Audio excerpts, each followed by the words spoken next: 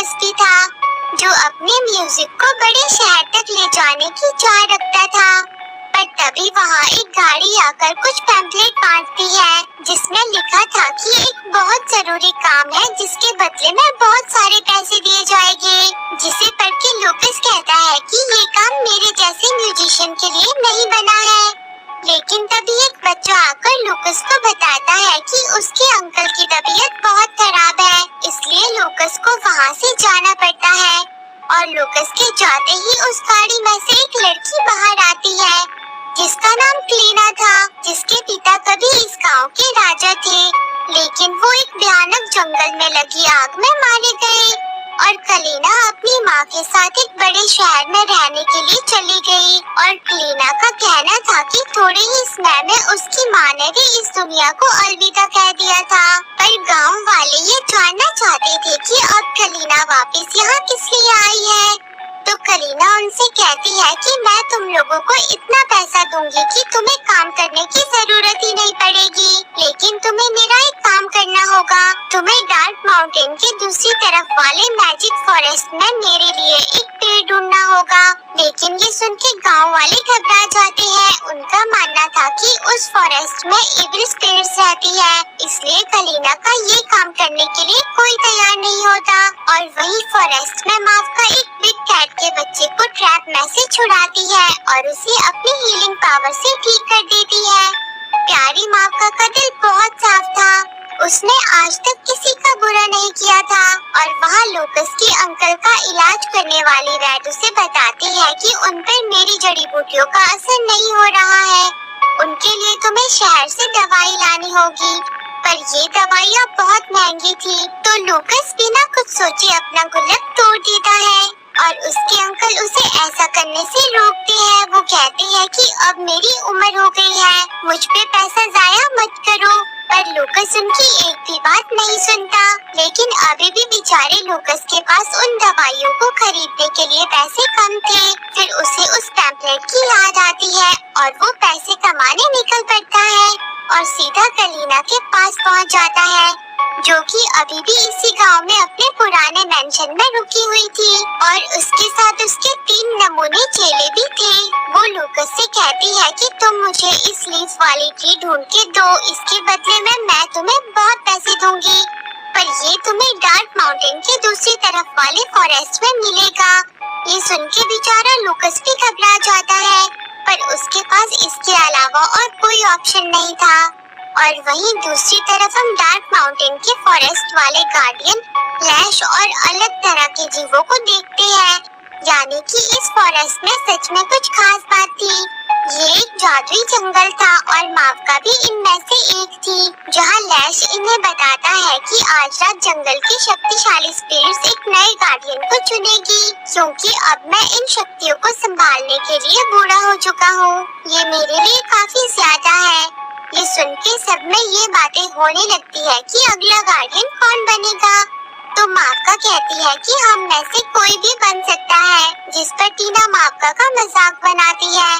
वो मावका से कहती है कि तुम कुछ ज्यादा ही अच्छी हो मावका, गार्डियन बनने के लिए तो तेज और पावरफुल होना जरूरी है। और वहीं लूकस क्लीना के चेले एरिक और टैरिक के साथ डार्क माउंटेन से होते हुए मैजिक फॉरेस्ट में आ जाता है, जहाँ एरिक और टैरिक कुछ एनिमल्स पर बंदूक तान देते हैं। लेकिन लूकस उन एनिमल्स की जान बचा लेता है। पर अब गोली की आवाज पूरे जंगल में गूंज चुकी थी और एरिक और टैरिक लूकस से बहुत गुस्सा थे।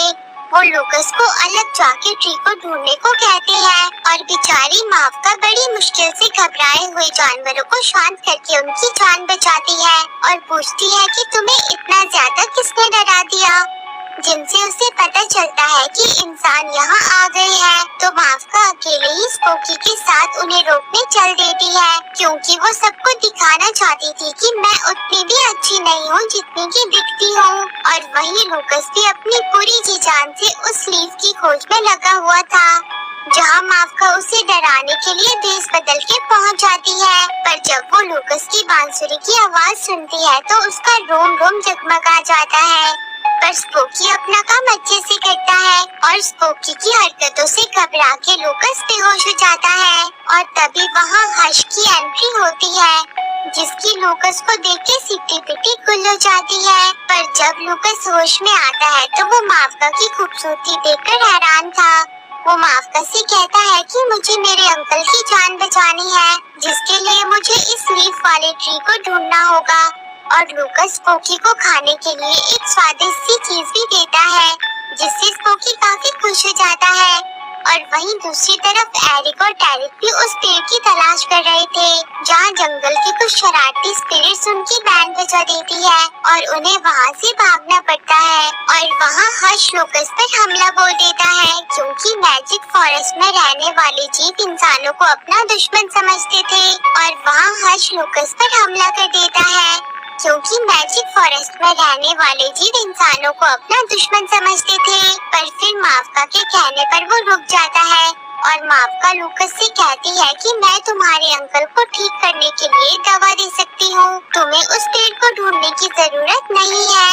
ये सुन के लूकस बहुत खुश हो जाता है, जिसके बाद मावका हंस से लूकस को यहाँ से बाहर ले जाने में उसकी मदद करने को कहती है। और फिर वो सब वहाँ से अपनी मंजिल की ओर आगे बढ़ जाते हैं, जहाँ रास्ते में मावका लूकस को अपने जंगल की खूबसूरत जगह दिखाती है और वो दोनों काफी अच्छे दोस्त बन जाते हैं। और वहीं एरिक और टैरिक वापिस कलीना के पास पहुँच गए थे, जहाँ कलीना उन पर बहुत गुस्सा करती है। लेकिन यहाँ हम देख पाते हैं कि कलीना के मुंह पर अचानक से झुर्रियाँ आ गई थी और जब उसने उस पर एक जादुई चीज को लगाया तो वो एकदम से जवान हो गई। यानी कि कलीना को खुद को जवान रखने के लिए वो लीफ चाहिए थी। और दूसरी तरफ वो घड़ी आ गई थी जब एक नया गार्डियन चुना जाना था और मावका वहाँ लूकस को भी भेस बदल के ले आती है, जहाँ मैजिक फॉरेस्ट की शक्तिशाली स्पिरिट्स मिलके मावका को अपना अगला गार्डियन चुन लेती है और उसे अपनी शक्तियाँ प्रदान करके अमर पेड़ से गुजारती है। ये पेड़ वही था जिसकी लीफ कलीना सालों से ढूंढ रही थी, लेकिन मावका की गार्डियन बनने से टीना बहुत नाराज थी। उसका मानना था कि गार्डियन किसी पावरफुल जीव को बनना चाहिए, जिस पर लूकस जोश में आकर मावका की तारीफ करने लगता है और उसकी इस एक गलती की वजह से इनका भांडा फूट जाता है और सब लूकस को देख के डर जाते हैं।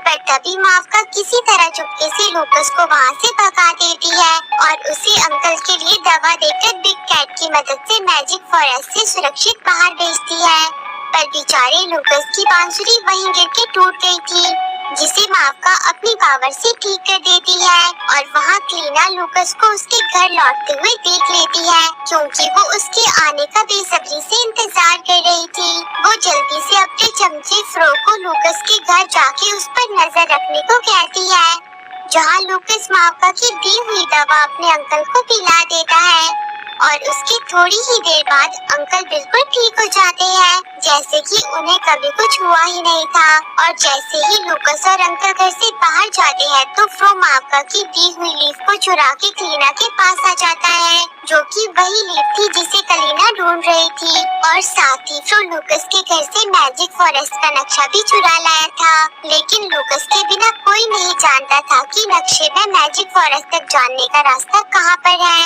इसलिए कलीना फिर से फ्रो को लूकस पर नजर रखने को कहती है और वहाँ बेचारी मावका लूकस की बांसुरी लौटाने के लिए मैजिक फॉरेस्ट से बाहर आकर स्पोकी के साथ लूकस के गांव में पहुँच जाती है और इंसानों को देख के उन जैसा भेस बना के लूकस के घर पहुँच के उसे चौंका देती है और उसे बताती है कि मैं यहाँ तुम्हारी बांसुरी लौटाने आई हूँ, जो कि टूट गई थी, पर मैंने इसे सही कर दिया है, जिससे लूकस बहुत ज्यादा खुश हो जाता है और वो मावका को उसका गांव घुमाने बाहर ले आता है, जहाँ वो अपने गांव की लड़कियों को कह के मावका को एक प्यारी सी ड्रेस पहना देता है, जिसमें मावका बहुत ही ज्यादा ब्यूटीफुल लग रही थी।